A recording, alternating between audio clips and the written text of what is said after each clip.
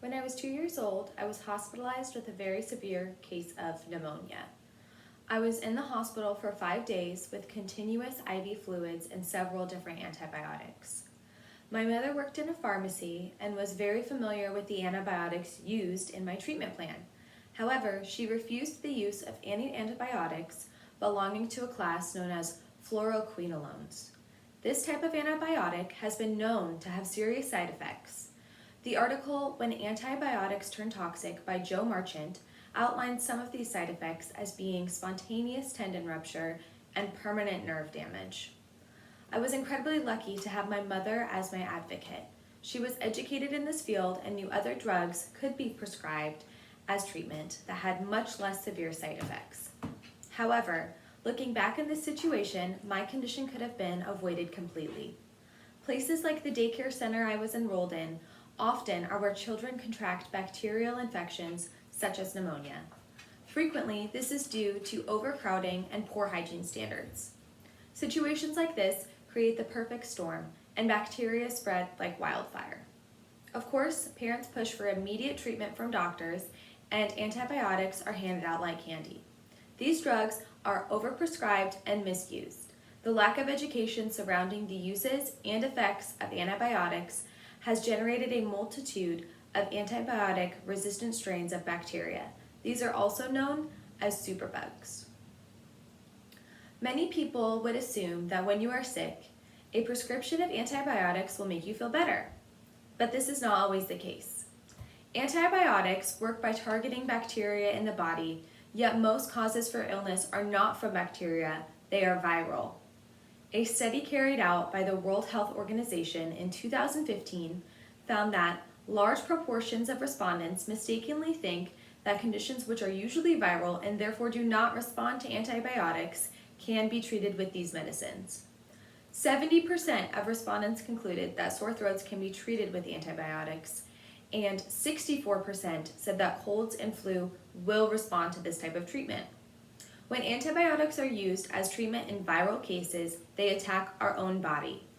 Every person has bacteria in their body.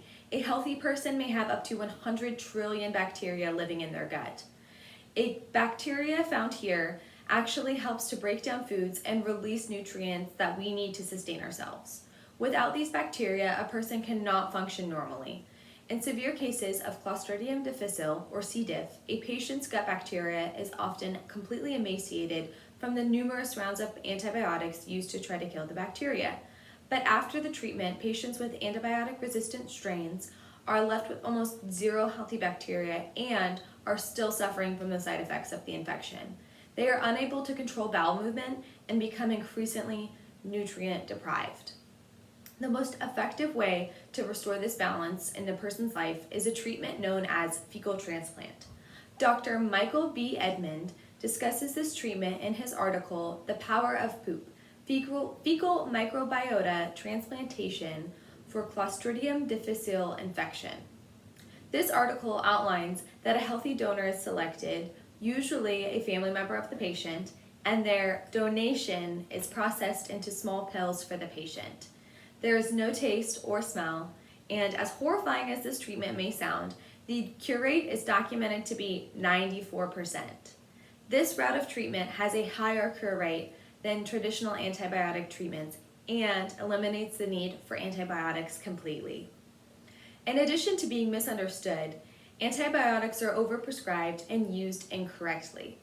The article, Knowing When to Stop Antibiotic Therapy by Dr. Gwendolyn Gilbert states, the need for immediate effective therapy in severe sepsis is often extrapolated to milder suspected infections with nonspecific symptoms for which therapy may not be necessary or could be delayed until test results are available to guide it. Meaning, antibiotics are often pushed into a patient without knowing confidently what is causing their symptoms. This type of treatment is both ineffective and harmful. Without definitive test results, it's impossible to know whether an illness is bacteria or caused by a virus. Throwing random antibiotics at a patient with a viral illness simply causes damage. The antibiotics kill off healthy bacteria in a patient that they need to help their body fight off the virus. In the case that the illness is bacterial, There are many other courses of treatment that can be used, especially if the infection isn't severe. However, doctors aren't the only ones who incorrectly use antibiotics. In the World Health Study Organization survey introduced earlier, researchers also found that 25% of respondents in the 12 countries included in the survey think it is acceptable to use antibiotics that were given to a friend or family member as long as they were used to treat the same illness. Additionally, 32% of respondents think that they should stop taking antibiotics when they feel better, not when they have taken all of them as directed. These type of improper uses directly contribute to antibiotic-resistant strains of bacteria. By not taking a full prescription, a patient will only kill a small portion of the bacteria, leaving the stronger bacterium in their body. Those that survive can then take over the body and lead to a much more serious infection. Sharing prescriptions is never advised.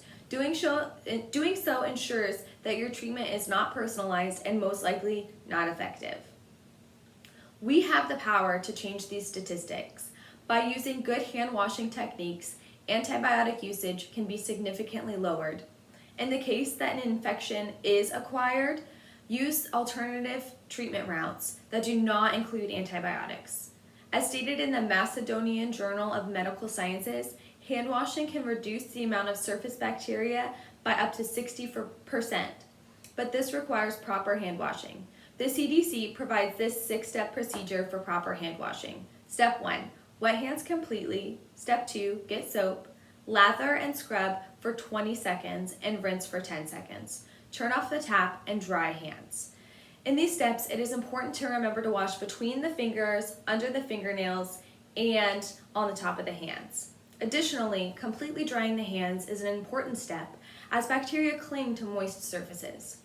If a bacterial infection is acquired, look for alternative treatments. The article, Alternatives to Antibiotics, a Pipeline Portfolio Review, published in volume 16 of the Lancet Infectious Diseases, discusses that antibodies, probiotics, and vaccines can decrease the need for antibiotics as treatment.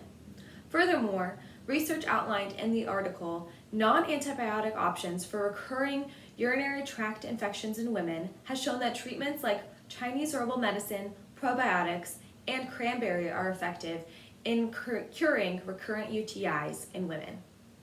Now, many of you may be thinking, no, we need antibiotics, and in very serious infections, this is true. Had I not received antibiotics for my pneumonia, I would have died. But the more antibiotics that are uselessly prescribed and misused, the more resistant strains appear. By minimizing antibiotic use for less urgent cases, there will be fewer resistant strains and therefore make major infections much easier to treat. The solution here is very simple. Follow proper hand washing. If you don't have exposure to infectious bacteria, you will avoid the need for antibiotics altogether. If you do get sick, stay informed. Ask your doctor for alternatives to antibiotics to rule out the uncertainty that comes with random prescriptions. Thank you.